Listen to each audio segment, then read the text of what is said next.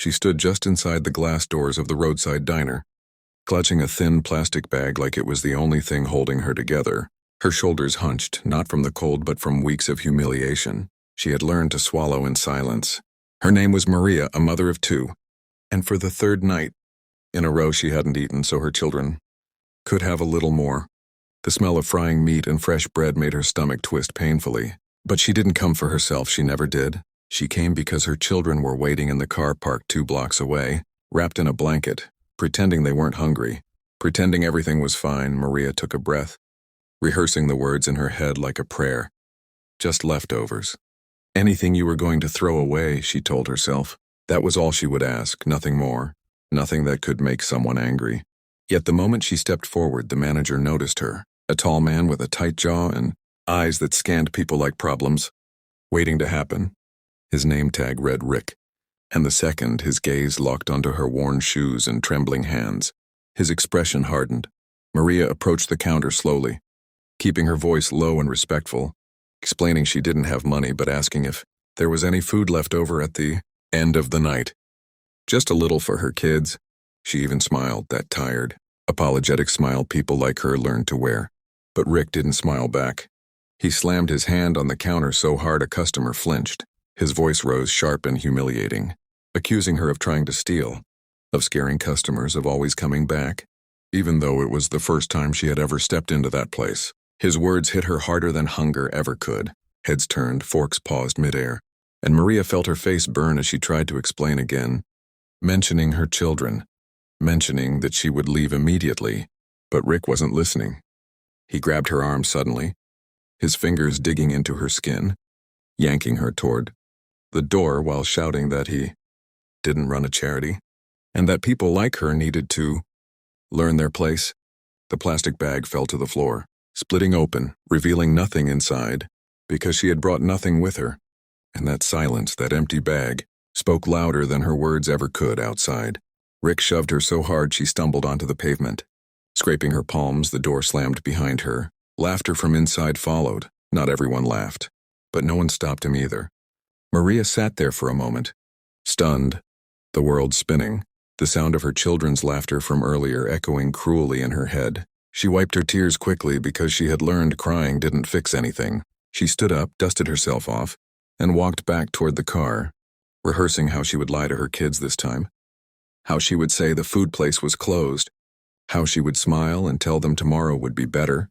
What she didn't see was the group of bikers sitting at a corner table inside the diner, men and women in worn leather jackets, their engines lined up outside like sleeping beasts. They had gone quiet when Rick grabbed her arm, eyes following every second. One of them, a broad-shouldered man with gray in his beard, clenched his jaw so tight it ached.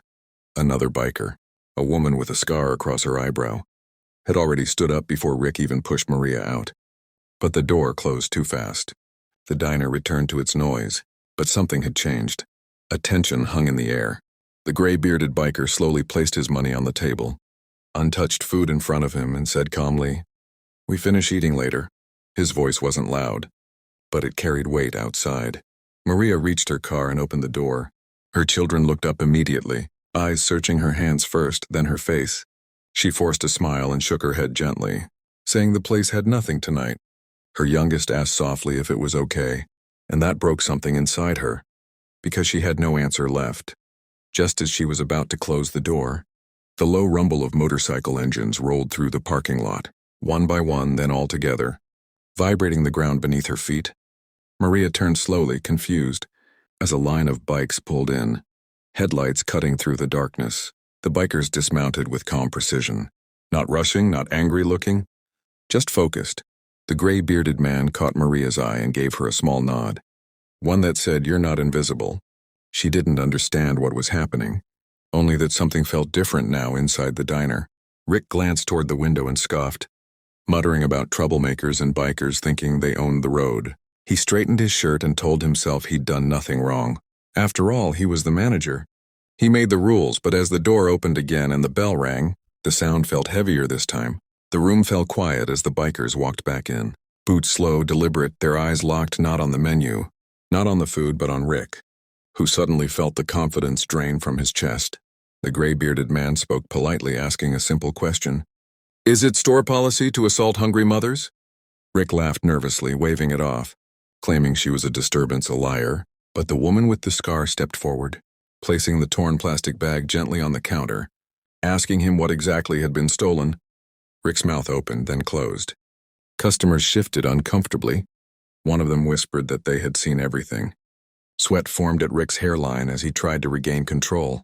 But the bikers weren't yelling, weren't threatening. That scared him more than anger ever could.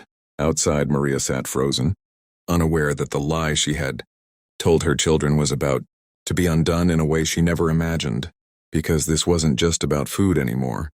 It was about dignity, and Rick had no idea that the next few minutes would change his life, his job, and the way everyone in that diner would remember this night forever.